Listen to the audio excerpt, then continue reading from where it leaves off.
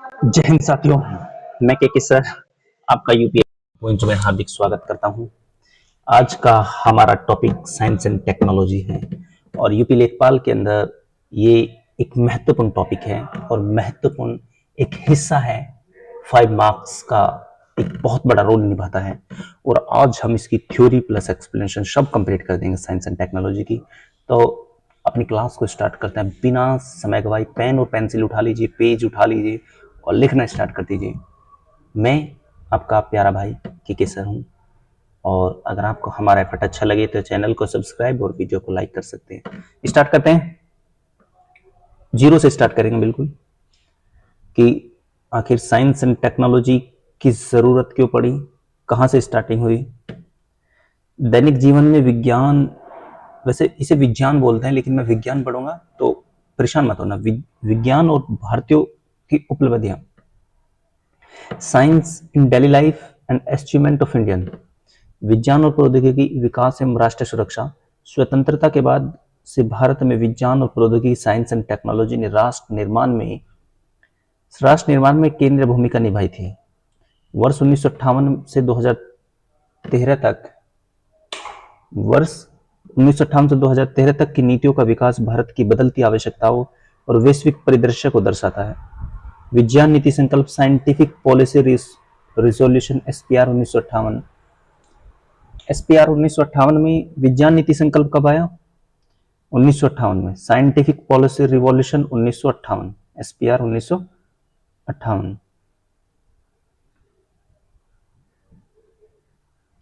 यह भारत की पहली विज्ञान नीति थी जिसकी परिकल्पना देश के पहले प्रधानमंत्री पंडित जवाहरलाल नेहरू ने की थी। मुख्य उद्देश्य, इस नीति का मुख्य उद्देश्य भारत में वैज्ञानिक दृष्टिकोण, साइंटिफिक टेम्पर का विकास करना था। प्रमुख विशेषता क्या है? प्रमुख विशेषता है इसकी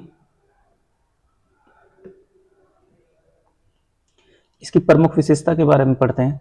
इसमें विज्ञान को केवल प्रयोगशाला तक सीमित न रखकर मतलब देश के सामाजिक और आर्थिक विकास के साधन के रूप में देखा गया। मूलभूत अनुसंधान, बेसिक रिसर्च और वैज्ञानिक शिक्षा को बढ़ावा देने पर जोर दिया गया। वैज्ञानिकों के लिए अच्छे अवसर और सेवा शर्तें सुनिश्चित करने का संकल्प लिया गया ताकि देश में प्रतिभागों को ब्रेन ड्रेन से रोका जा सके। इस नीति के तहत डीआरडीओ 1958, डीआरडीओ की स्थापना कब हुई थी? 1958। और इसरो की स्थापना 1969 जैसे कई महत्वपूर्ण संस्थानों की नींव रखी गई। इसे विज्ञान के लिए नीति, पॉलिसी फॉर साइंस माना जाता है। तो डीआरडीओ की स्थापना कब हुई थी? 1900। डीआरडीओ, ये पॉइंट बहुत महत्वपूर्ण है, इस पॉइंट को नोट कर लेना। डीआरडीओ की स्थापना 1958 और इसरो की स्थापना 1969 जैसे कई संस्था की नींव रखी गई। इसे विज्ञान के लिए नीति, पॉलिसी फॉर साइंस माना जाता है।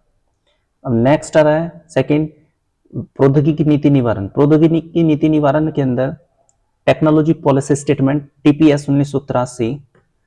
टीपीएस 1983 की जब हम बात करते हैं तो 1983 की इस नीति का 1983 का नीति उस समय, अब जब भारत को औद्योगिक और तकनीकी आत्मनिर्भरता की सख्त जरूरत महसूस हो रही थी, इसे इंदिरा गांधी जी के कार्यकाल में लाया गया।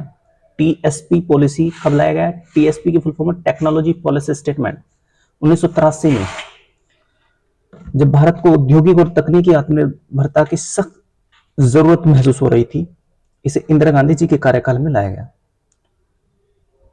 मुख्य उद्देश्य, इसका केंद्रीय विषय आत्मनिर्भरता, सेल्फ रिलायंस तथा प्रमुख विशेषताएं। प्रमुख विशेषताओं के अंदर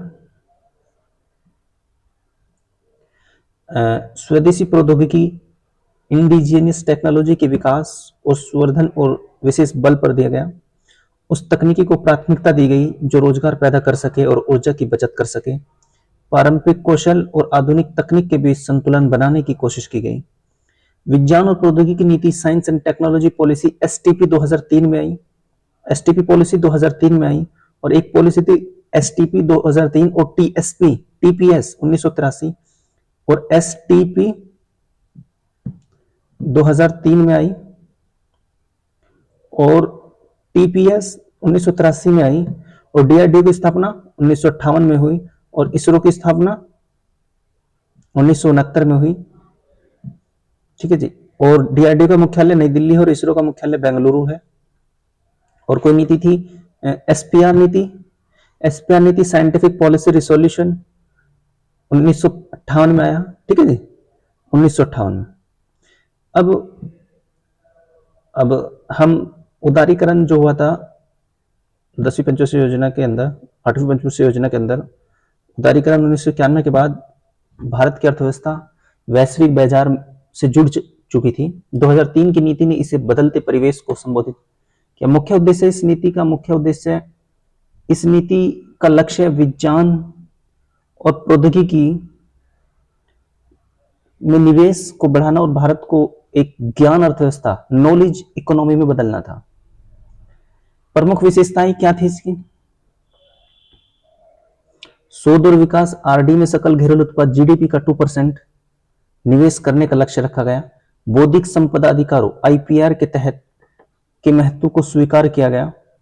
विज्ञान के लाभों को समाज के हर वर्ग तक पहुंचाने पर जोर दिया गया, विशेषकर गरीबों और बेरोजगारी जैसी समस्याओं को हल करने के लिए।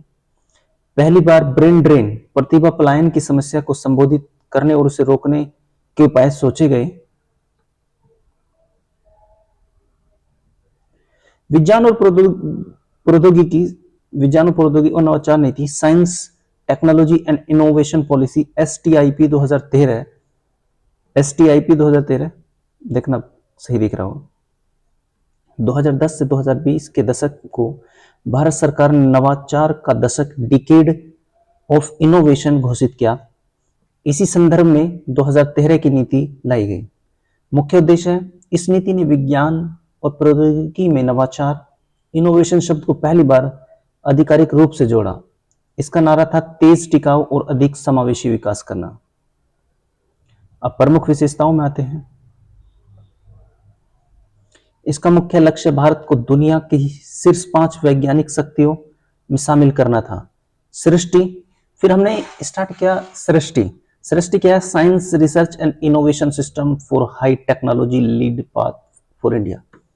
सृष्टि, science research and innovation system for high technology led path for India start किया। अब इसमें क्या किया हमने? इसमें हमने यानी उच्च तकनीक आधारित पथ के लिए विज्ञान अनुसंधान और नवाचार प्रणाली का निर्माण किया। लैंगिक समानता, जेंडर पार्शियलिटी को बढ़ावा देना और विज्ञान के क्षेत्र में महिलाओं की भागीदारी बढ़ाना। निजी क्षेत्र, प्राइवेट सेक्टर को आर और डी में निवेश के लिए प्रोत्साहित करना था। अब आता है उपयुक्त नीतियों का सार। 1958 के अंदर मुख्य फोकस साइंस रखा गया। साइंस, मूलतंत्रता, वैज्ञानिक दृष्टिकोण और बुनियादी लाभ, साइंटिफिक टेम्पर। 1983 में प्रौद्योगिकी रखा गया। तकनीकी आत्मनिर्भरता, सेल्फ रिलायंस रखा गया। ठीक है जी।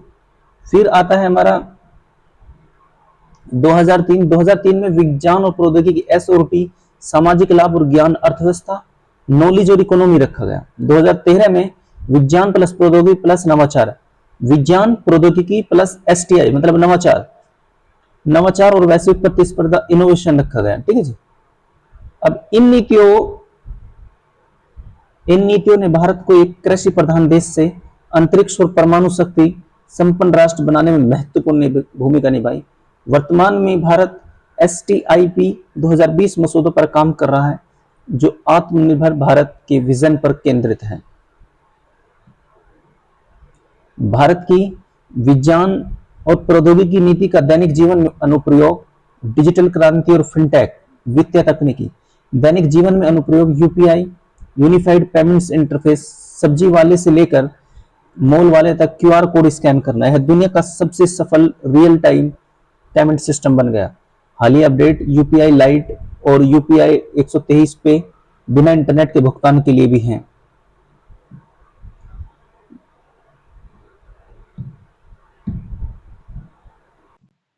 नेक्स्ट आता जैम। जैम क्या होता है? जैम होता है jam Trinity, Jan Dhan Aadhaar mobile. सारी सब्सिडी का बिचौलियों को हटाकर सीधे बैंक खाते में अपने में आना, डीबीटी। डिजी लॉकर क्या होता है? ड्राइविंग लाइसेंस और मार्कशीट की हार्ड कॉपी ले जाने की जरूरत खत्म, अब कानूनी रूप से मान्य है डिजी लॉकर पर। ड्राइविंग लाइसेंस और मार्कशीट की हार्ड कॉपी ले जाने की जरूरत खत्म, अब यह कानूनी रूप से मान्य है digi locker. Bhashini, Bhashini AI, भाषा की बाधा को तोड़ने के लिए आर्टिफिशियल इंटेलिजेंस का उपयोग, जिसमें किसान या आम आदमी अपनी स्थानीय भाषा में इंटरनेट का उपयोग कर सके। अब आता है स्वास्थ्य और जैव प्रौद्योगिकी, हेल्थ और बायोटेक। हेल्थ और बायोटेक में दैनिक जीवन में अनुप्रयोग, COWIN और एक आभा card, Ayushman Bharat health account, टीकाकरण का डिजिटल प्रमाण, और अब मरीज की पूरी मेडिकल हिस्ट्री एक डिजिटल आईडी में सुरक्षित रखना, एक डिजिटल आईडी में सुरक्षित रखना।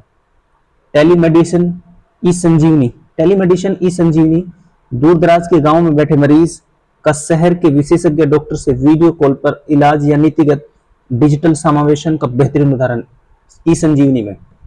जेनरिक दवाएं, जेनरिक दवाएं PMBJP, रसायन और उर्वरक मंत्रालय की पहल, जिससे महंगी ब्रांडेड दवाइयों के बजाय सस्ती और प्रभावी दवाएं आम आदमी को मिल रही हैं, जेनरिक दवाएं। फिर आता है CRISPR और सिकल सेल एनीमिया, बजट 2023-24 में घोषित मिशन, जो आदिवासी क्षेत्रों में आनुवंशिक बीमारियों को ठीक करने के लिए जीन एडिटिंग तकनीक का उपयोग करेगा। CRISPR और सिकल सेल एनीमिया, बजट 2023-24 में घोषित मिशन, जो आदिवासी क्षेत्रों में आनुवंशिक बीमारियों को ठीक करने के लिए जीन एडिटिंग तकनीक का उपयोग करेगा। फिर है कृषि और खाद्य सुरक्षा, एग्रीकल्चर 4.0, कृषि और खाद्य सुरक्षा एग्रीकल्चर 4.0, दैनिक जीवन में अनुप्रयोग, किसान ड्रोन, खेतों में कीटनाशकों का छिड़काव और फसलों के स्वास्थ्य का निगरानी, यह श्रम और समय दोनों बचाता है, श्रम और समय।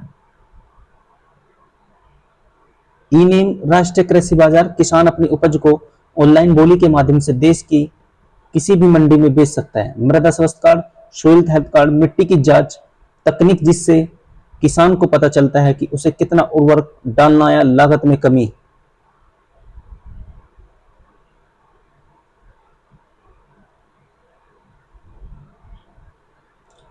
अब आता है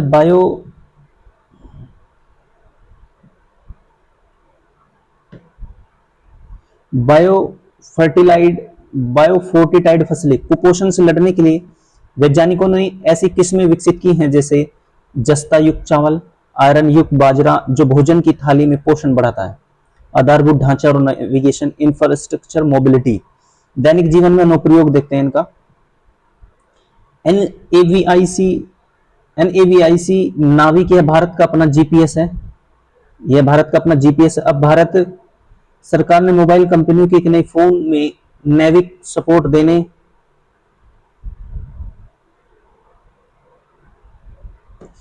के लिए प्रेरित किया है, जो गूगल मैप्स से अधिक सटीक लोकेशन देगा। FASTag, RFID, radio frequency in identification तकनीक का उपयोग, जिससे टोल प्लाजा पर रुकने की जरूरत नहीं पड़ती और ईंधन की बचत होती है फास्टैग से। अगर पूछे फास्टैग किससे रिलेटेड है, तो ये साइंस एंड टेक्नोलॉजी का एक पार्ट है और ये इसके अंदर आता है। वाहनों का जो कटता है वो फास्टैग देते हैं हम, ईंधन की बचत। इलेक्ट्रिक वाहन, EV, FAME सेकंड नीति के तहत सब्सिडी, जिससे ई रिक्शा और इलेक्ट्रिक स्कूटर आम माध्यम वर्गीय परिवार के लिए किफायती हो गए। वंदे भारत एक्सप्रेस, स्वदेशी तकनीक कवच, ट्रेन कोलिशन अवॉइडेंस सिस्टम से लैस ट्रेनें, जो यात्रा को सुरक्षित और तेज बनाती हैं। पर्यावरण और स्वच्छ ऊर्जा, पर्यावरण और स्वच्छ ऊर्जा, दैनिक जीवन में अनुप्रयोग, सौर रूफटॉप, PM सूर्य घर योजना हाल ही में लॉन्च की गई योजना, जिससे घरों की छत पर सोलर पैनल लगाकर बिजली बिल चोरी किया जा रहा है और एक्स्ट्रा बिजली सरकार को बेची जा रही है। LED क्रांति, उजाला, पुराने बल्बों की जगह LED का उपयोग, जिसने हर घर का बिजली बिल कम किया है। एथनॉल ब्लेंडिंग, E20, पेट्रोल में 20% इथेनॉल मिलाना, गन्ने अनाज से निर्मित, जिससे पेट्रोल पर निर्भरता कम हो रही है और किसानों की आय बढ़ रही है। ठीक है जी। अब आता है हमारा शिक्षा और कौशल, ईडी टैग, एजुकेशन टैग। दैनिक जीवन में अनुप्रयोग, स्वयं और दीक्षा पोर्टल मुफ्त में उच्च गुणवत्ता वाली शिक्षा सामग्री डिजिटल रूप में उपलब्ध। वर्चुअल लैब्स, जिन स्कूलों कॉलेजों में महंगी मशीनें नहीं है वहां छात्र कंप्यूटर पर सिमुलेशन के जरिए प्रयोग कर सकते हैं। फिर है अटल टिकरिंग लैब्स, एटीएल। एटीएल स्कूलों में बच्चों को 3D प्रिंटिंग, रोबोटिक्स और आईओटी सिखाना ताकि वे रटने के बजाय इनोवेशन करें। आपदा प्रबंधन में अंतरिक्ष तकनीक, आपदा प्रबंधन में अंतरिक्ष तकनीक, space tech in disaster management. अनुप्रयोग, भुवन पोर्टल, यह इसरो का गूगल मैप्स है। इसका उपयोग सरकार मनरेगा की संपत्तियों की जियो टैगिंग के लिए करता है ताकि भ्रष्टाचार रोका जा सके। अब आता है जेमिनी डिवाइस, समुद्र में मछुआरों के चक्रवात या सुनामी की चेतावनी देने के लिए एक छोटी डिवाइस है जो मोबाइल टावर न होने पर भी सैटेलाइट से काम करती है, जेमिनी डिवाइस। ठीक है जी। अब आते हैं हम बाढ़ चेतावनी। बाढ़ चेतावनी के लिए सरकार ने क्या किया? बाढ़ चेतावनी उपग्रह जैसे रिसैट के डेटा का उपयोग करके नदियों के जलस्तर का सटीक पूर्वानुमान लगाया जाता है जिससे गांवों को समय से खाली कराया जा सके। नीली अर्थव्यवस्था, ब्लू इकोनॉमी और महासागर मिशन। ब्लू इकोनॉमी और महासागर मिशन अनुप्रयोग, मत्स्य 6000, भारत का पहला मानवयुक्त पनडुब्बी मिशन, समुद्रयान जो गहरे समुद्र में दुर्लभ खनिजों पॉलीमेटालिक नोडल्स की खोज करेगा। इन खनिजों का उपयोग मोबाइल बैटरी और इलेक्ट्रिक वाहनों में होता है। अब है अलवीकरण, डिसैलिनेशन। अलवीकरण, लक्षद्वीप जैसे क्षेत्रों में जहां पीने का पानी नहीं है वहां समुद्र के खारे पीने के पानी योग्य बनाने के लिए स्वदेशी तकनीक NIOT द्वारा विकसित का उपयोग हो रहा है।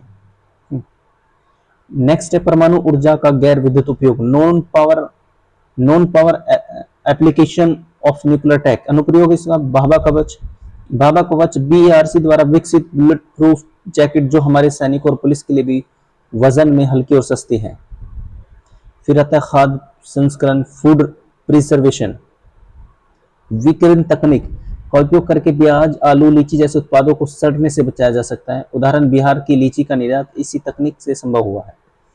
कैंसर उपचार, टाटा मेमोरियल सेंटर जैसे अस्पतालों में सस्ती कोबाल्ट थेरेपी और रेडियो आइसोटॉप्स का उपयोग।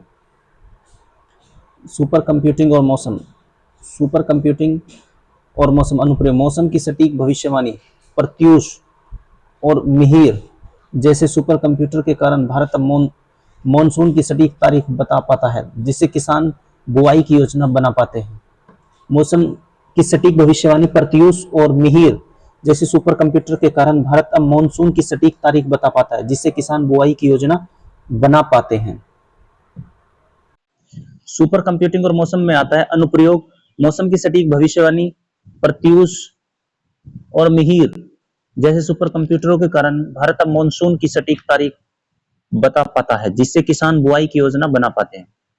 अब नेक्स्ट आता है दवा खोज, ड्रग डिस्कवरी। ड्रग डिस्कवरी में क्या आता है?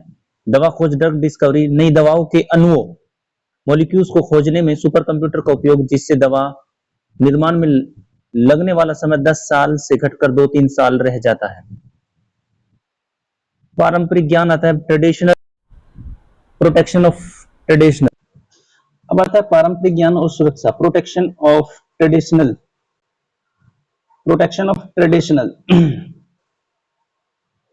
अनुप्रयोग TKDL के form traditional knowledge digital library.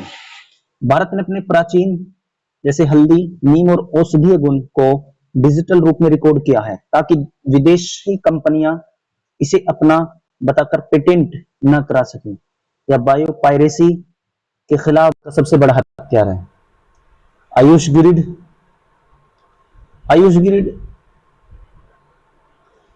Grid की बात करते हैं, योग और आयुर्वेद के डेटा को डिजिटल करना ताकि इसे आधुनिक विज्ञान के साथ एकीकृत किया जा सके। साइबर सुरक्षा, साइबर सिक्योरिटी अनुप्रयोग, साइबर स्वास्थ्य केंद्र भारत सरकार द्वारा कंप्यूटर और मोबाइल से वायरस और बोटनेट हटाने के लिए मुफ्त टूल उपलब्ध कराना है, साइबर सुरक्षा। ठीक है जी।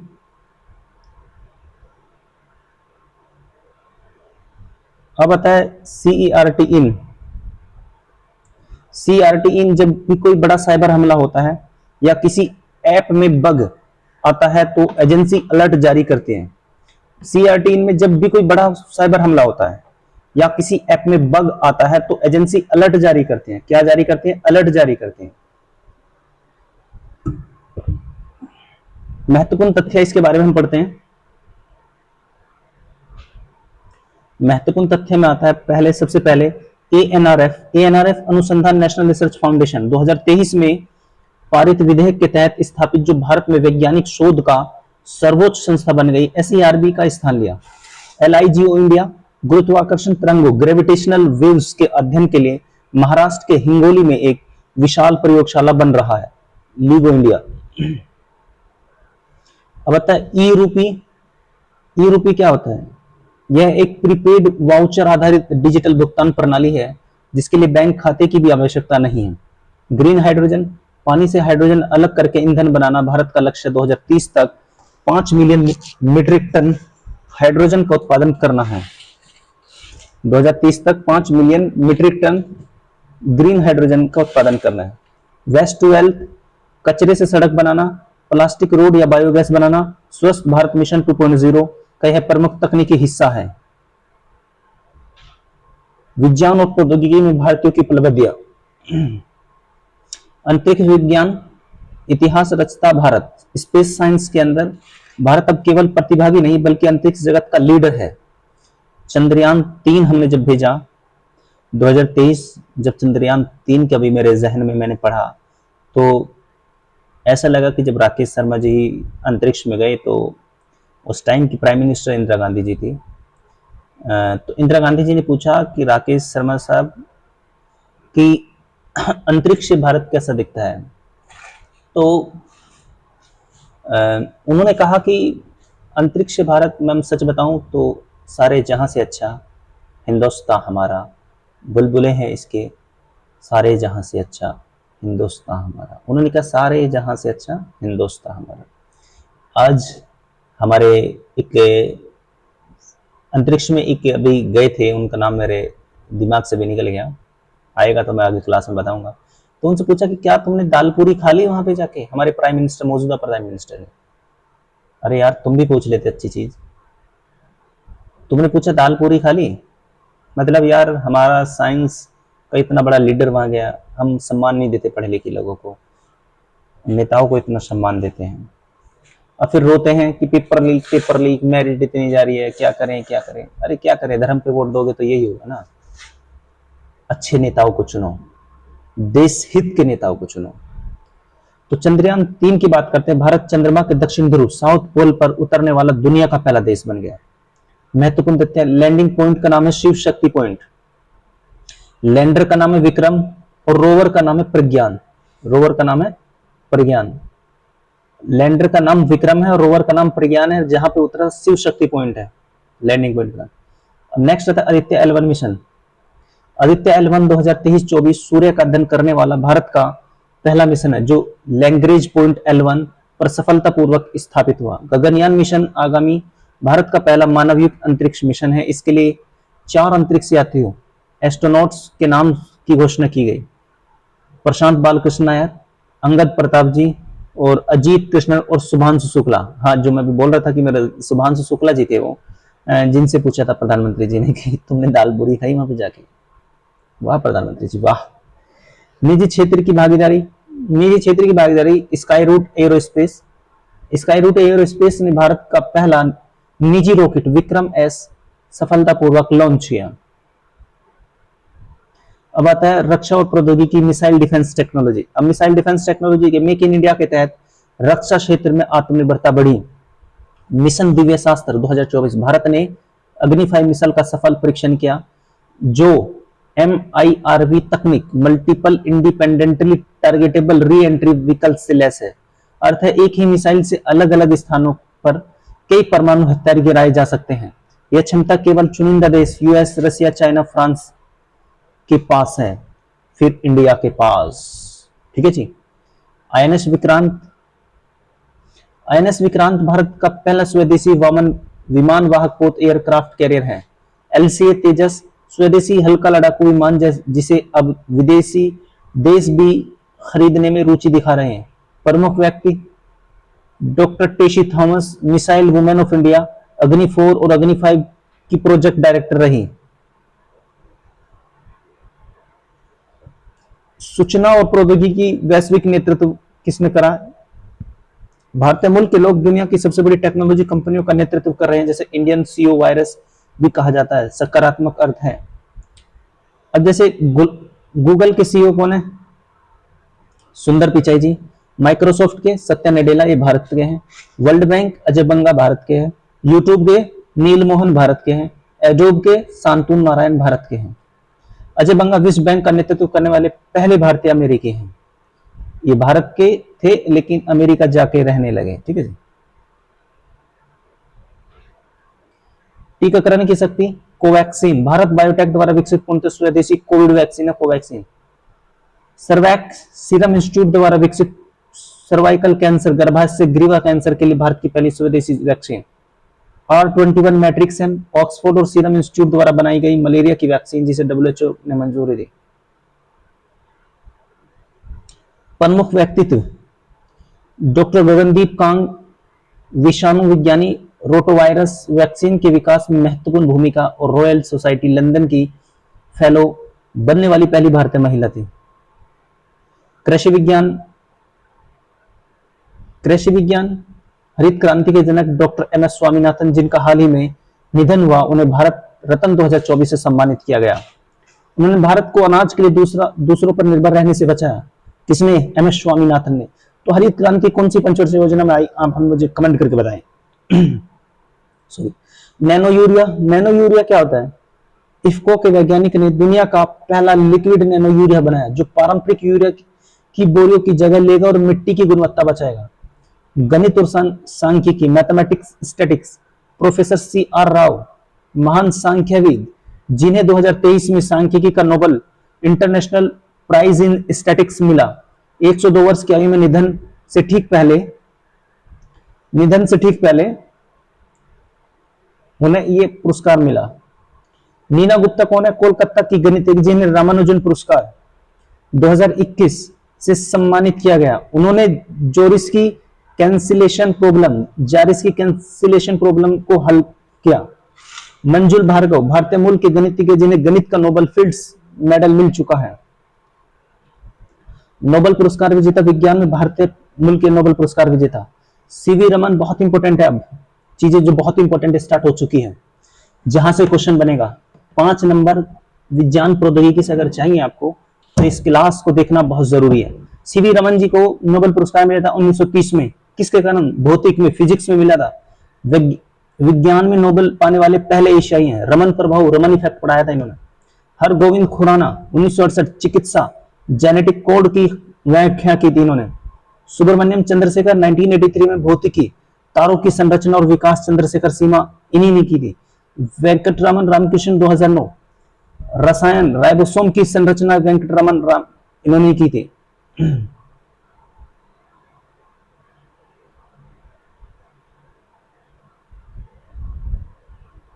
ठीक है जी। अब आते हैं हम नेक्स्ट है USB के जनक। कंप्यूटर में इस्तेमाल होने वाले USB universal serial bus port का आविष्कार भारतीय मूल के अजय भट्ट ने किया। फाइबर ऑप्टिक्स के पिता, इंटरनेट की दुनिया जिस ऑप्टिकल फाइबर पर चलती है, जिसके जनक डॉक्टर नरेंद्र सिंह कपानी थे, उन्हें मरणोपरांत पद्म विभूषण 2021 दिया गया। शून्य और दशमलव दुनिया को गणितज्ञ की भाषा शून्य और दशमलव प्रणाली देने का श्रेय प्राचीन भारतीय गणितज्ञ आर्यभट्ट ब्रह्मगुप्त को जाता है, जिसके बिना आधुनिक कंप्यूटर कोडिंग असंभव थी। आधुनिक तकनीक को भारतीय जनक, Indian father of modern tech, दुनिया भर में इस्तेमाल होने वाली कई तकनीक की नींव भारतीयों ने रखी। विनोद धाम, इन्हें पेटीएम चिप का जनक, फादर ऑफ पेटीएम चिप कहा जाता है। इंटेल के पेटीएम प्रोसेसर के विकास में इनका योगदान था, जिसने पर्सनल कंप्यूटर PC की दुनिया बदल दी। सबीर भाटिया जी समीर भाटिया, इन्होंने दुनिया की पहली वेब आधारित ईमेल सेवा हॉटमेल बनाई, जिसे बाद में माइक्रोसॉफ्ट ने खरीदा। विजय पी भाटकर, भारत के सुपर कंप्यूटिंग के जनक। 1980 के दशक में अमेरिका ने भारत को सुपर कंप्यूटर देने से मना कर दिया, तो इन्होंने सीडैक के माध्यम से भारत का पहला सुपर कंप्यूटर परम 8000 बनाया। परम 8000 सबसे पहले कोलकाता में की लैब में रखा गया था। अजय भट्ट, जैसा कि पहले संक्षेप में बताया गया है कि यूएसबी यूनिवर्सल सीरियल बस तकनीक का आविष्कार किया। इसके अलावा प्रोफेसर कार्ड के लिए एजीपी एक्सेलरेटेड ग्राफिक्स पोर्ट बनाने में भी इनका हाथ था। फिर प्राचीन विज्ञान आधुनिक खोजों की जड़ें, एंशिएंट रूट्स। अब प्राचीन में हमने क्या किया? सुश्रुत, इसे प्लास्टिक सर्जरी का जनक, फादर ऑफ प्लास्टिक सर्जरी माना जाता है। 600 ईसा पूर्व में उन्होंने सुश्रुत संहिता के राइनोप्लास्टी नामक नाक की सर्जरी और मोतियाबिंद कैटरेक्ट सर्जरी का वर्णन किया। किसने? सुश्रुत ने। फिर है महर्षि कनाद जी। महर्षि कनाद डाल्टन से हजारों साल पहले इन्होंने परमाणु सिद्धांत, एटॉमिक थ्योरी दिया था। इन्होंने कहा था कि पदार्थ छोटे छोटे कणों, अणु, परमाणु से बना होता है। फिर होता है बोधायन। बोधायन क्या था? बोधायन पाइथागोरस से सदियों पहले उन्होंने सुलभ सूत्र में ज्योमेट्री के वे नियम दिए थे जिन्हें आज हम पाइथागोरस प्रमेय के नाम से जानते हैं। वराहमिहिर, उन्होंने बताया था कि वराहमिहिर ने बताया था कि दीमक टर्माइट्स भूजल, ग्राउंड वाटर का संकेत देते हैं, जिसे आज आधुनिक जल विज्ञान हाइड्रोलॉजी से मान्यता मिल रही है। महिला वैज्ञानिकों का योगदान, नारी शक्ति इन साइंस। जानकी अम्मल, एक महान वनस्पति शास्त्री, बोटनिस्ट। आज हम गन्ने की जो मीठी किस्में खाते हैं उन्हें विकसित करने का श्रेय इन्हीं को जाता है। गन्ने का मिठास बढ़ाने पर शोध करा था जानकी अम्मल ने। असीम चटर्जी, रसायन विज्ञान में डायरेक्टरेट डीएससी पाने वाली पहली भारतीय महिला। इन्होंने मलेरिया रोधी दवाओं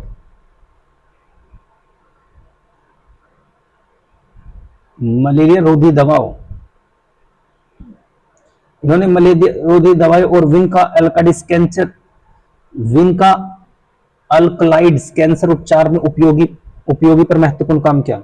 डॉक्टर अन्ना मनी, इन्हें भारत की मौसम महिला, वेदर वुमेन ऑफ इंडिया कहा जाता है। ओजोन परत मापने के उपकरण बनाने में इनका योगदान था। Ritu Karidhal, rocket women of India, Mangalyaan Chandrayaan mission में इनकी महत्वपूर्ण भूमिका रही।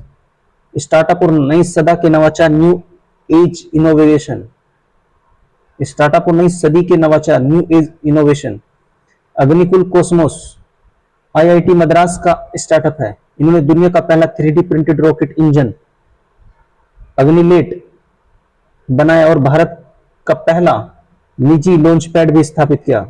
पिक्सेल, यह भारतीय space startup hyper spectral imagery satellite बना रहा है जो धरती की ऐसी तस्वीरें लेगा जिससे मिट्टी की सेहत और तेल रिसाव का पता चल सकेगा। कृत्रिम और सर्वम 2024 के संदर्भ में ये भारत के अपने एआई कृत्रिम बुद्धिमत्ता मॉडल है जो भारतीय भाषाओं को समझते हैं। इंजीनियरिंग चमत्कार, engineering Marvels, Chenab bridge, Jammu Kashmir में दुनिया का सबसे ऊंचा रेलवे पुल। यह एफिल टावर से भी ऊंचा है और भारतीय इंजीनियरों का कुशलता का प्रतीक है। यूपीआई, यूनिफाइड पेमेंट्स इंटरफेस, यह तकनीक रूप से एक भारतीय उत्पाद है जिसे अब फ्रांस, सिंगापुर, यूएई और नेपाल जैसे देश अपना रहे हैं। यह सॉफ्टवेयर डिप्लोमेसी की जीत है। वैज्ञानिक आविष्कार, क्षेत्र और उपलब्धि। होमी जहांगीर बाबा, भारतीय परमाणु कार्यक्रम के जनक। विक्रम साराभाई, भारतीय अंतरिक्ष कार्यक्रम इसरो के जनक। Salim Ali, birdman of India. M Visvesvaraya, आधुनिक भारत के निर्माता। इंजीनियरिंग डे इनकी याद में। सत्येंद्र नाथ बोस, बोसोनकन, गॉड पार्टिकल बोसोन।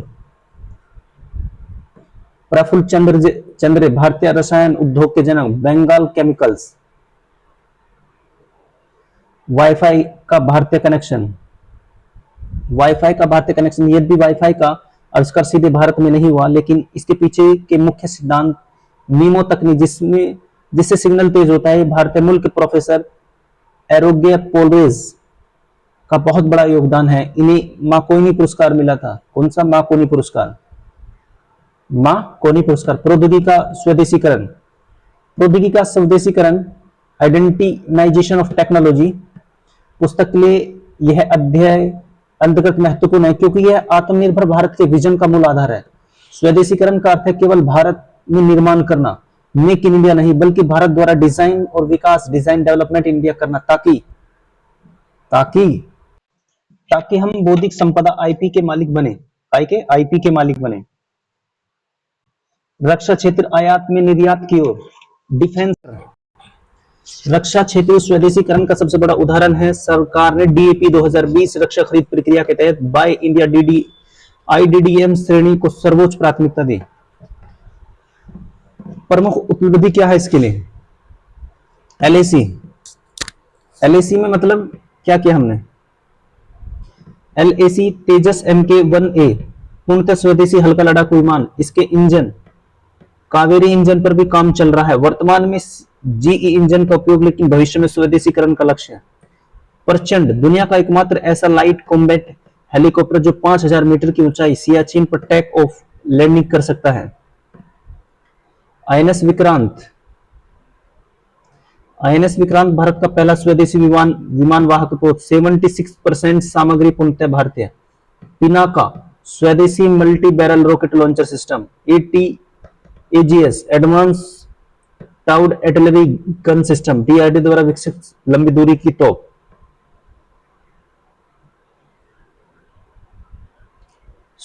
सृजल पोर्टल, यह रक्षा मंत्रालय का एक पोर्टल जहां उन वस्तुओं को की सूची पॉजिटिव आइडेंटिनाइजेशन लिस्ट है जिन्हें विदेश से खरीदना प्रतिबंधित कर दिया गया। अब तक ऐसी 46,000 प्लस वस्तुएं जिन्हें केवल भारतीय उद्योगों से ही खरीदा जाएगा।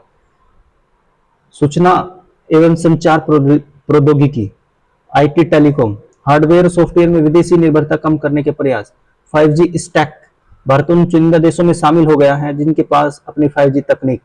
आईआईटीएम मद्रास, सीडॉट और टीसीएस का संयुक्त प्रयास। बीएसएनएल अब इसी स्वदेशी तकनीक का उपयोग कर रहा है। अब आता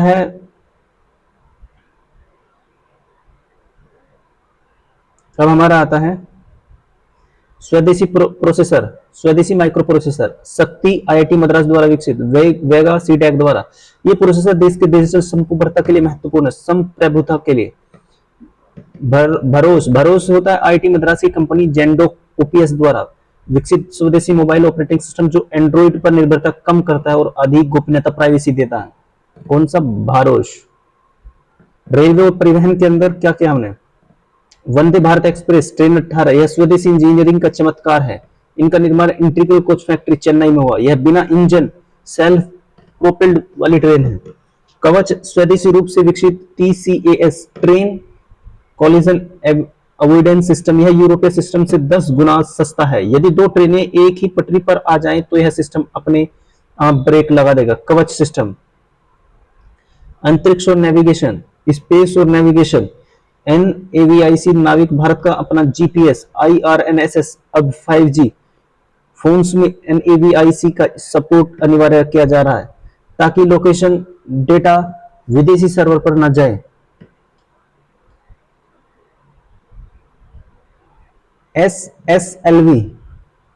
एसएसएलवी होता है स्मॉल सैटेलाइट लॉन्च व्हीकल। ये छोटे उपग्रहों को कम लागत में लॉन्च करने के लिए इसरो द्वारा विकसित नया रॉकेट है।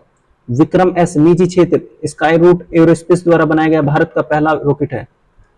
ठीक है जी। अब आते हैं ऊर्जा क्षेत्र, एनर्जी सेक्टर में भारत ने क्या किया?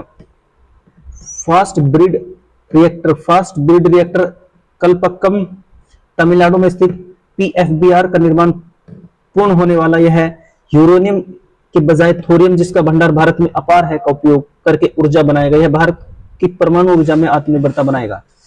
उन्नत अल्ट्रा सुपर क्रिटिकल एयूएससी तकनीक, कोयले से बिजली बनाने की स्वदेशी तकनीक जो कम प्रदूषण करती है, बीएचईएल द्वारा विकसित की जा रही है। अब महत्वपूर्ण सरकारी पहल, government initiative for book, iDEX innovation for defence excellence, रक्षा क्षेत्र में स्टार्टअप और एमएसएमई को फंडिंग देना। पीएलआई योजना, प्रोडक्शन लिंक इंसेंटिव, 14 से अधिक क्षेत्र जैसे मोबाइल, ड्रोन फर्मों में भारत में उत्पादन करने पर सरकार नगद प्रोत्साहन देती है। रक्षा उद्योग gallery, defence corridor, Uttar Pradesh, Lucknow, Kanpur, Jhansi आदि और तमिलनाडु रक्षा निर्माण के हब बनाए जा रहे हैं। इंडिया सेमीकंडक्टर मिशन, सेमीकंडक्टर निर्माण में इकोसिस्टम बना रहा है। रुद्रम, महत्वपूर्ण तथ्य में रुद्रम आता है। भारत की पहली स्वदेशी एंटी रेडिएशन मिसाइल, दुश्मन के रडार को नष्ट करने वाले। वरुणास्त्र, स्वदेशी रूप से विकसित भारी वजन वाला टारपीडो। सारस, भारत का पहला स्वदेशी हल्का नागरिक विमान, नेल द्वारा विकसित। स्वनिर्भर, भारतीय नौसेना का वह मिशन जिसके तहत जहाज निर्माण में 100% स्वदेशी स्टील का उपयोग किया जा रहा है। DMR 249A स्टील जैसे जिसे सेल ने बनाया। परम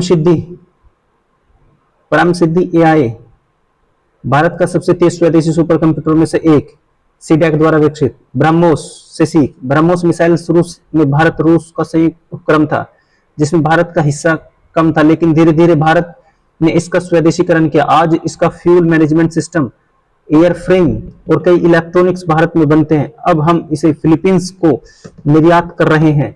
खरीदार से विक्रेता बनने का सबसे बेहतरीन कहानी ब्रह्मोस है। ब्रह्मोस ने हमारी इज्जत बचा रखी है, देखो भाई। और ब्रह्मोस मिसाइल शुरू में भारत और रूस का संयुक्त उपक्रम था जिसे भारत का हिस्सा हम, और ऑपरेशन सिंदूर में ही राफेल ने वो काम नहीं किया जितना हमारा ब्रह्मोस ने किया। ऑपरेशन सिंदूर में अगर हमारी इज्जत बची है तो ब्रह्मोस से बची है दोस्त। राफेल ने तो हमें धोखा दिया है। राफेल जो फ्रांस वालों ने हमें धोखा दिया, हमें तकनीक नहीं बताई, उसकी बताने से मना कर दिया अमेरिका के दबाव में आकर। ये जो यूरोपीय कंट्रीज है ना, ये गुलाम कंट्रीज हैं और हमने गुलाम कंट्रीज से राफेल खरीद लिया, और खरीद लिया बहुत महंगा। उनसे बढ़िया हमारी ब्रह्मोस है। ब्रह्मोस मिसाइल ने जब मारा ना तो पाकिस्तान की मियां याद दिला दी। और अब हम फिलीपींस को निर्यात कर रहे हैं इसमें। नवीन प्रौद्योगिकी का विकास, आर्टिफिशियल इंटेलिजेंस AI और जनरेटिव AI अब केवल कंप्यूटर प्रोग्राम नहीं रहा, यह रचनात्मक हो गया है। जनरेटिव AI यह वह तकनीक है जो टेक्स्ट, इमेज, वीडियो और कोड खुद बना सकते हैं, जैसे चैट जीपीटी और गूगल जेमिनी। चैट जीपीटी और गूगल जेमिनी।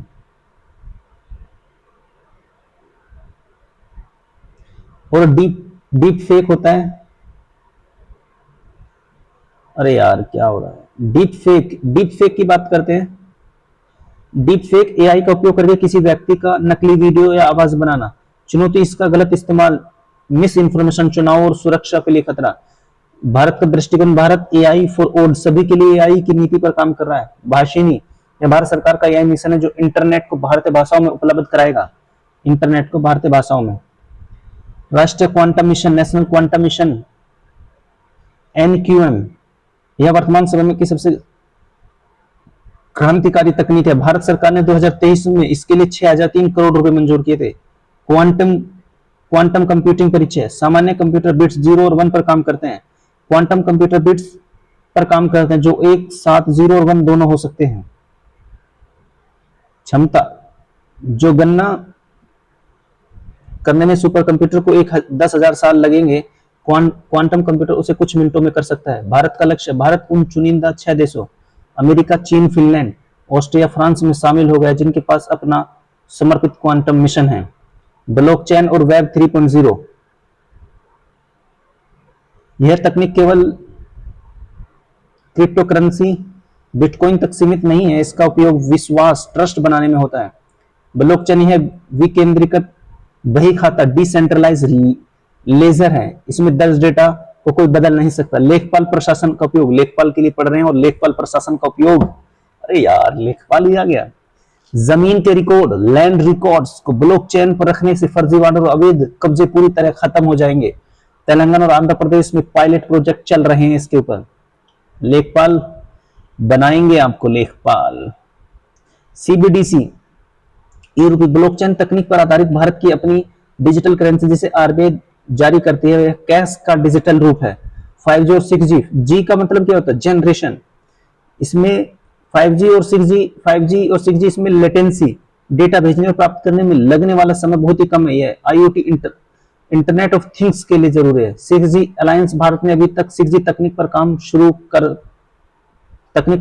शुरू कर दिया है। लक्ष्य 2030 तक 6G लॉन्च करना। जिसता है 5G से 100 गुना तेज होगा। इसमें जमीन और सैटेलाइट नेटवर्क का संगम होगा। Genetic editing, synthetic biology, CRISPR तकनीक को जैविक विज्ञान में कट कॉपी पेस्ट तकनीक, क्रिस्पर तकनीक, इसके जरिए वैज्ञानिक डीएनए के खराब हिस्से को काट कर ठीक कर सकते हैं। जीनोम इंडिया प्रोजेक्ट, भारत सरकार देश के 10,000 अलग अलग समुदायों के लोगों को जीन डीएनए का डेटाबेस बना रहे हैं ताकि भारतीय आबादी के अनुसार सस्ती दवाई बनाई जा सके। ग्रीन हाइड्रोजन, भविष्य पेट्रोल डीजल का विकल्प। पेट्रोल डीजल के स्थान पर हम क्या यूज करते हैं? पेट्रोल डीजल के इनके क्वेश्चन पढ़ेंगे प्रीवियस ईयर जो इसमें आए हुए हैं। ये सब प्रीवियस ईयर है और हम इन्हें निपटाते हैं, खत्म करते हैं। तकरीबन 100 क्वेश्चन है। थ्योरी हम पढ़ा चुके हैं, अब क्वेश्चन पढ़ते हैं। तो पहला क्वेश्चन आपकी स्क्रीन पर है। पहला क्वेश्चन आपकी स्क्रीन पर दोस्तों कि रमन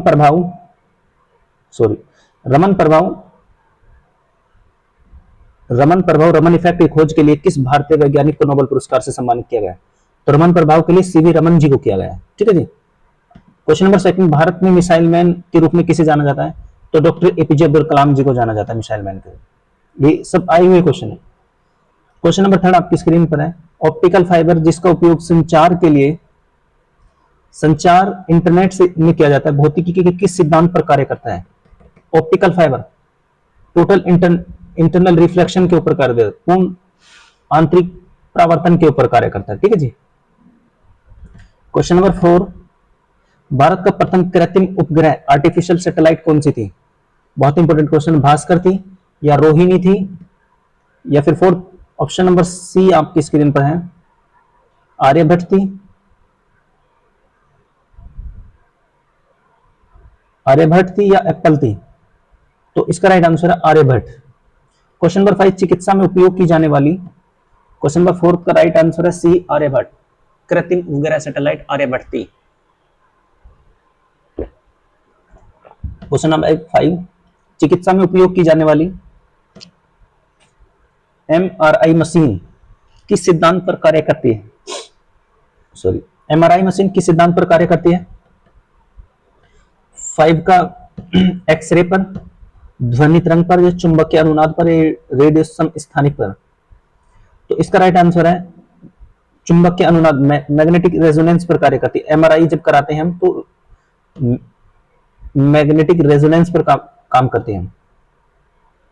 क्वेश्चन नंबर 6, शून्य जीरो की संकल्पना और दशमलव प्रणाली का विकास किस प्राचीन भारतीय गणितज्ञ से जुड़ा है?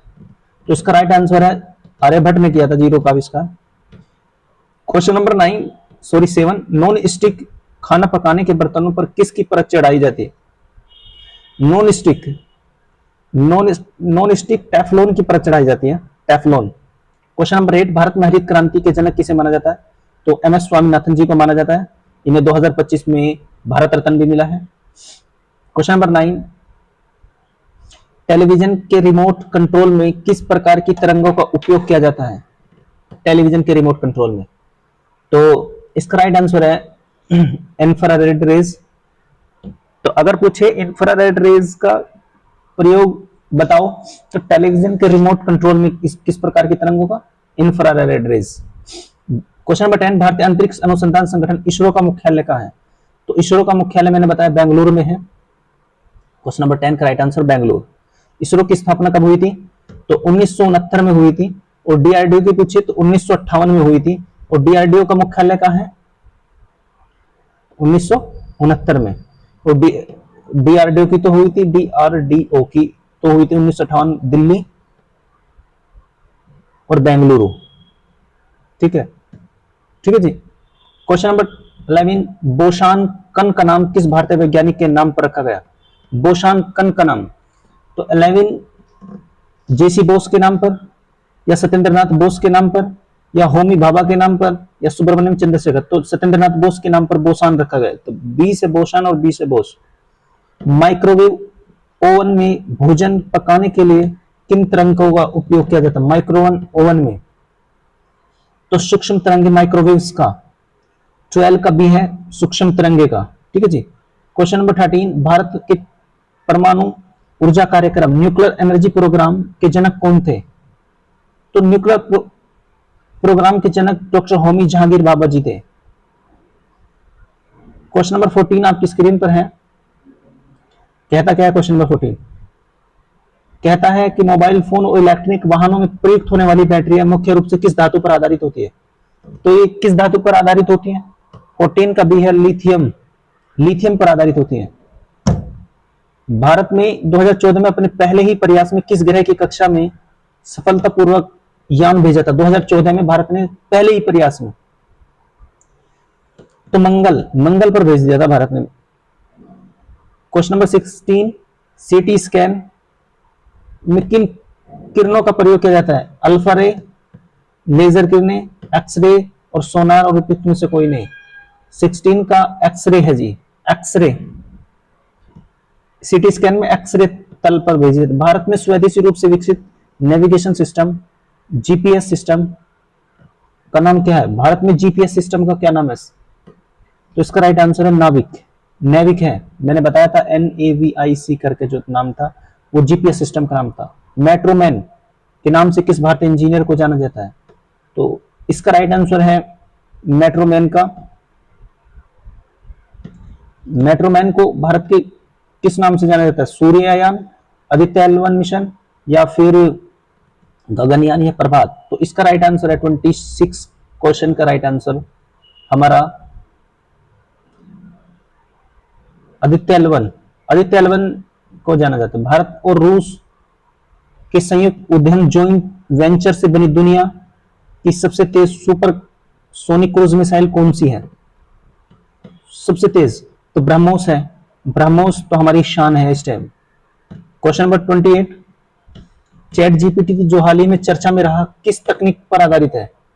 एआई तकनीक पर आधारित है।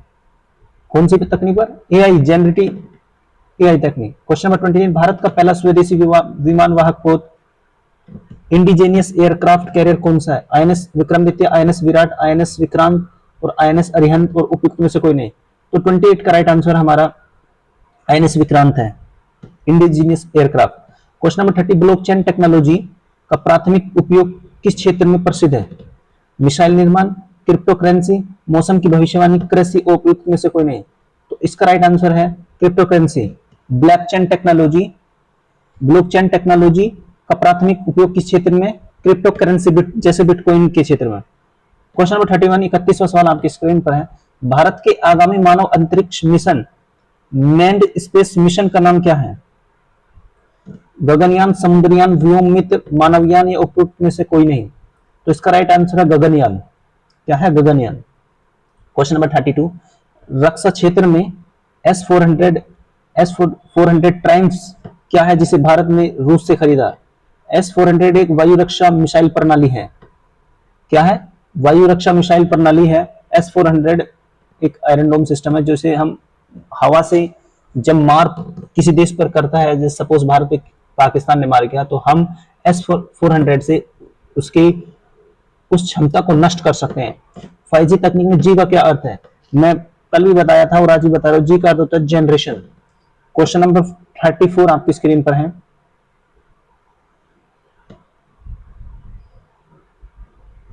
33 हो गया।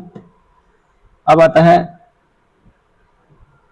33 हो गया। 34, तेजस क्या है? तेजस एक लड़ाकू विमान है। तेजस क्या है? एक लड़ाकू स्वदेशी विमान है। तो क्वेश्चन नंबर 35, क्वांटम कंप्यूटिंग में सूचना की मूल सूचना, ये मत समझना कि हल्के हल्के सवाल करा रहे हैं भैया, अभी हार्ड सवाल लास्ट में रखे हैं, तो दिल थाम के बैठ जाइए। ये सब आए हुए ही क्वेश्चन है सूचना प्रौद्योगिकी में, और आप दिल थाम के बैठ जाइए। इतने बढ़िया बढ़िया सवाल हैं इसमें।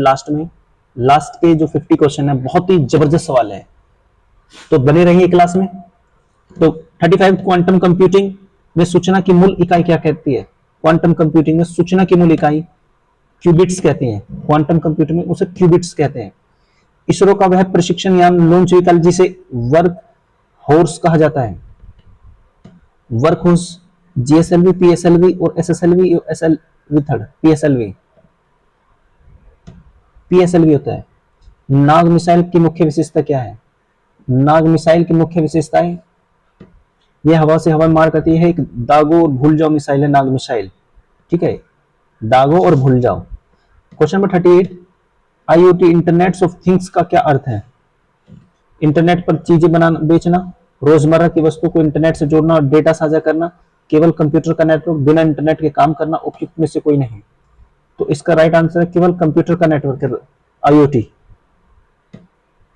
क्वेश्चन नंबर 39, अंतरिक्ष में जाने वाले पहले भारतीय कौन थे? अंतरिक्ष में जाने वाले पहले भारतीय राकेश शर्मा जी थे।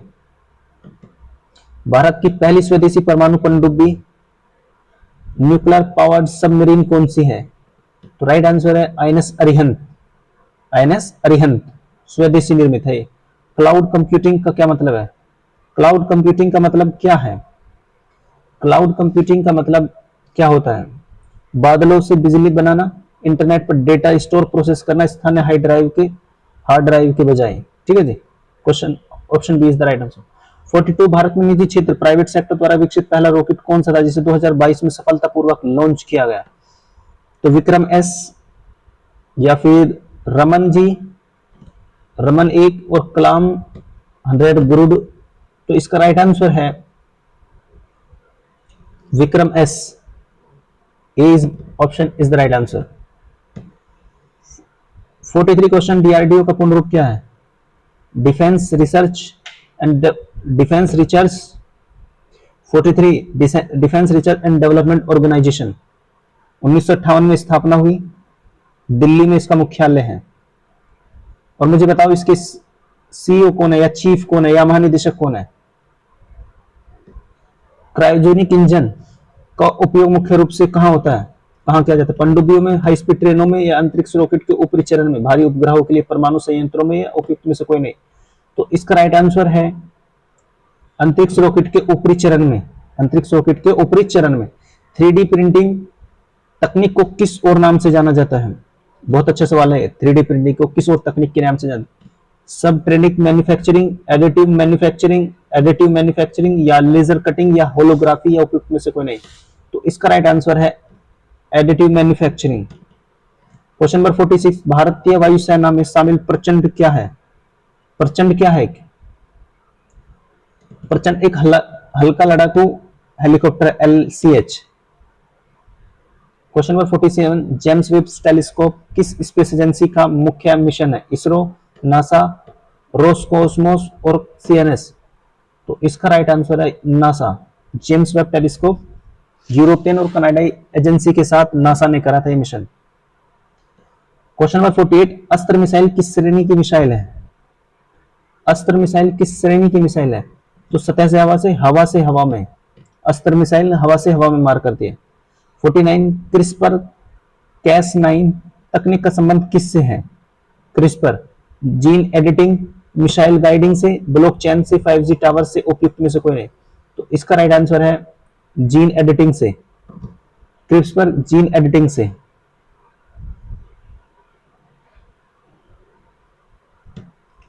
भारत की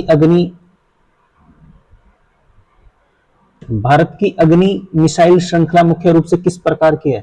cruise missile, ballistic missile, anti tank missile, हवा से हवा में मिसाइल या उपयुक्त में से कोई नहीं? तो इसका राइट आंसर है B, ballistic missile. Ballistic missile.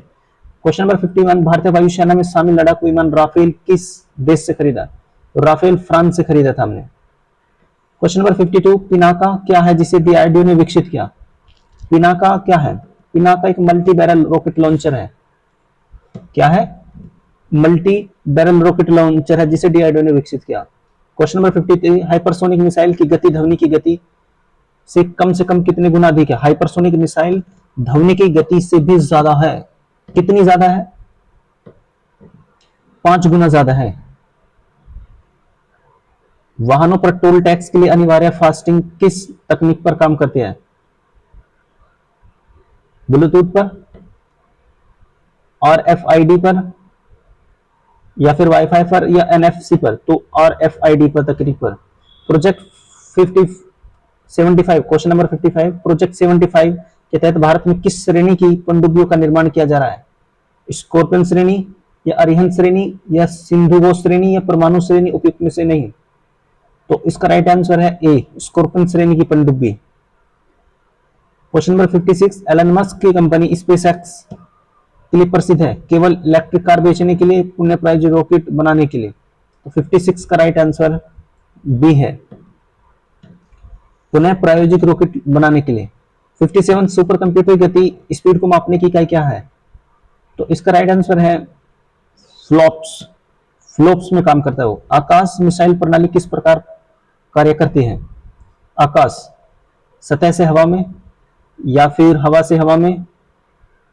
तो सतह से हवा में काम करते हैं। आकाश कहां से? सतह से हवा में। ठीक है जी, इसका राइट आंसर ए है। 59, क्वेश्चन 59 आपकी स्क्रीन पर है। ग्रीन हाइड्रोजन का उत्पादन कैसे होता है? कोयला जलाकर, प्राकृतिक गैस जलाकर या नवीनकरणीय ऊर्जा सौर पवन का उपयोग करके, पानी के इलेक्ट्रोलिसिस से या पेट्रोलियम से? तो ग्रीन हाइड्रोजन का उत्पादन कैसे होता है? नवीनकरणीय ऊर्जा सौर पवन का उपयोग करके, पानी के इलेक्ट्रोलिसिस से। क्वेश्चन नंबर 60, इसरो की वाणिज्यिक शाखा कमर्शियल आर्म्स का नाम क्या है? इसका राइट आंसर है एंटिक्स और एनएसआईएल। एनएसआईएल। 61, ग्राफीन क्या है जिसे भविष्य का पदार्थ मिरेकल मटेरियल माना जाता है? ग्राफीन क्या है जिसे भविष्य का पदार्थ कहा जाता है? एक नई गैस है ये, कार्बन का एक अपरूप है जो स्टील से 200 गुना मजबूत है, एक प्रकार का प्लास्टिक है, एक नया ग्रह है, उपयुक्त में से कोई नहीं। तो इसका राइट आंसर है कार्बन का एक अपरूप है जो स्टील से 200 गुना है। 62, भारत का चिनूक हेलीकॉप्टर किसका काम आता है? चिनूक हेलीकॉप्टर जासूसी करने के लिए, वीआईपी यात्रा के लिए, भारी वजन तोप वाहन उठाने और परिवहन के लिए, समुद्र में गश्त करने के लिए, उपयुक्त में से कोई नहीं। 62 का राइट आंसर सी है, भारी वजन तोपे वाहन उठाने और परिवहन के लिए। 63, चालक रहित कारों ड्राइवर लेस कार्स में आसपास की वस्तुओं का पता लगाने के लिए किस तकनीक का उपयोग किया जाता है? सोनार का, लिडार का, एक्सरे का, ब्लूटूथ का? तो इसका राइट आंसर है लीडर का, लिडार का। पृथ्वी के गुरुत्वाकर्षण से बाहर निकलने के लिए किसी रॉकेट को न्यूनतम कितनी गति, फ्लाइंग वेग, एस्केप वेलोसिटी से? तो 11.2 किलोमीटर पर सेकंड। 65, मेटावर्स क्या है? मेटावर्स क्या है? मेटावर्स एक नया ब्रह्मांड, एक आभासी दुनिया, वर्चुअल वर्ल्ड जहां लोग डिजिटल अवतार के रूप में मिलते हैं, मेटावर्स वो उसे कहते हैं। 67 क्वेश्चन आपकी स्क्रीन पर है। 66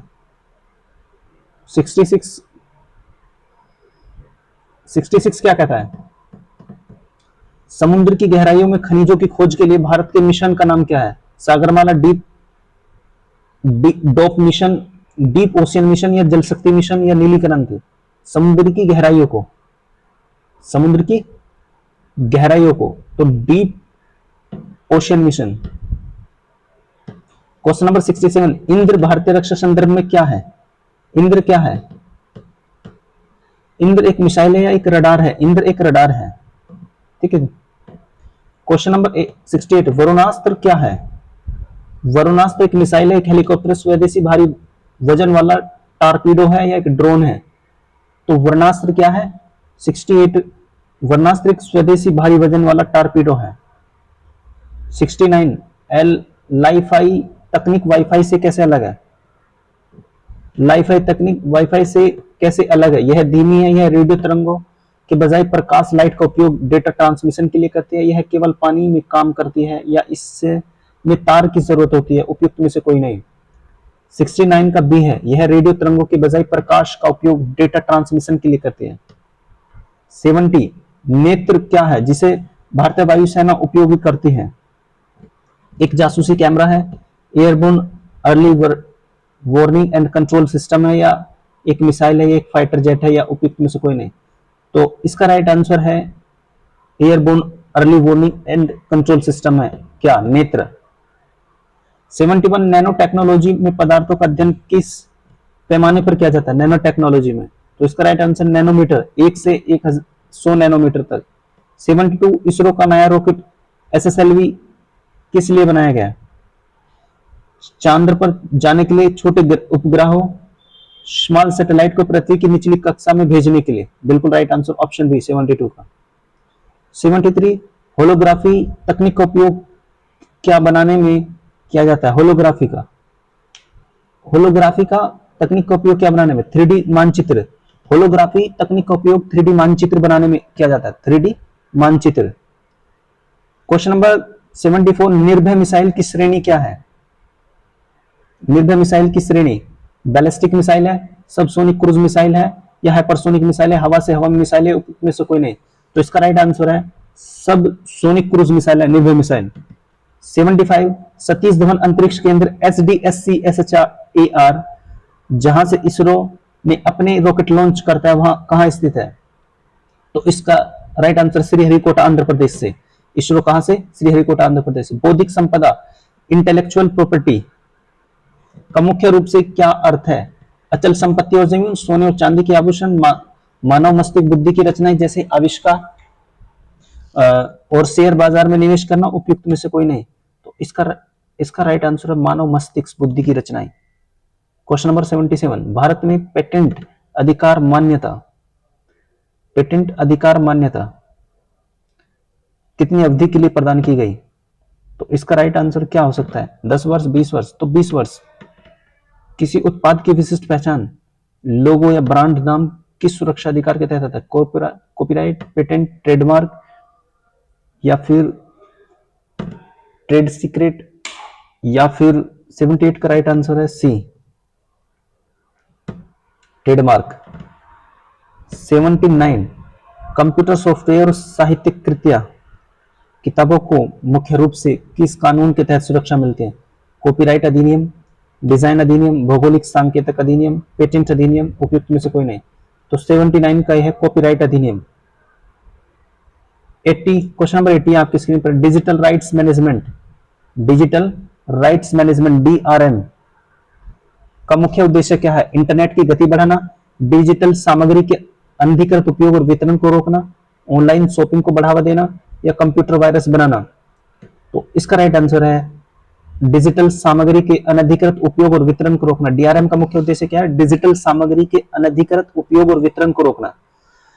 तो आज हम अपनी इस क्लास को यही समाप्त करते हैं। मिलते हैं नेक्स्ट क्लास में और नए टॉपिक के साथ। जय हिंद, जय भारत। अगर हमारा एफर्ट अच्छा लगे तो चैनल को सब्सक्राइब और वीडियो को लाइक कर सकते हैं।